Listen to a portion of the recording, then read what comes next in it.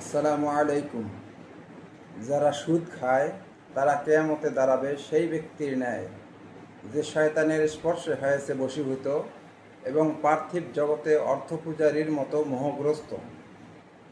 তারা এই অবস্থায় এজন্যই হয়েছে নিপতিত যে তারা বলে ব্যবসা তো সুদেরই মতো, অথচ আল্লাহ হালাল করেছেন ব্যবসার মাধ্যমে ক্রয় বিক্রয়, আর সুদকে করেছেন হারাম, যা ব্যবসার মতো কখনোই নয়।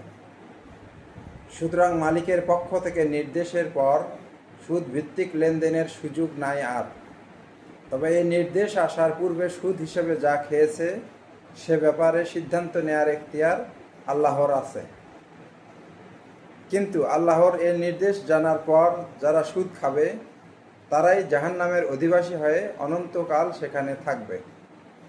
সূরা বাকারার এই ৭৫ নং আয়াতের ভিত্তিতে ইসলামী ব্যাংক প্রতিষ্ঠিত হয়ে চলছে শরিয়ার নীতিতে। চলছে মানে ভালোই চলছে, অপ্রতিরোধ্য গতিতে। আর এটাই শয়তানের জ্বালা, যা তার অনুসারীরা পারছে না সহিতে। সুতরাং শুরু থেকে আজ অবধি চলছে চক্রান্ত, তবে আশার বাণী কোটি গ্রাহক তার জাগ্রত।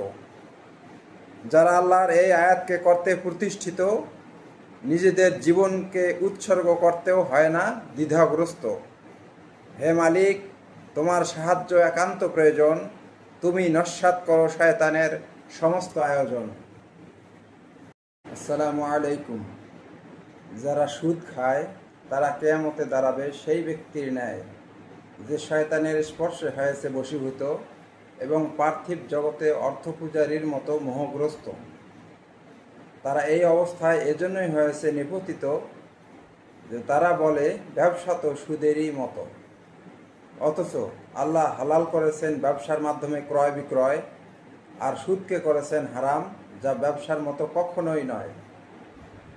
সুতরাং মালিকের পক্ষ থেকে নির্দেশের পর সুদ ভিত্তিক লেনদেনের সুযোগ নাই আর। তবে এই নির্দেশ আসার পূর্বে সুদ হিসেবে যা খেয়েছে সে ব্যাপারে সিদ্ধান্ত নেয়ার এখতিয়ার আল্লাহর আছে। কিন্তু আল্লাহর এই নির্দেশ জানার পর যারা সুদ খাবে তারাই জাহান্নামের অধিবাসী হয়ে অনন্তকাল সেখানে থাকবে।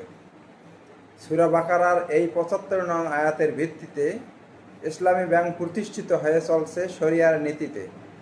চলছে মানে ভালোই চলছে, অপ্রতিরোধ্য গতিতে। আর এটাই শয়তানের জ্বালা, যা তার অনুসারীরা পারছে না সহিতে।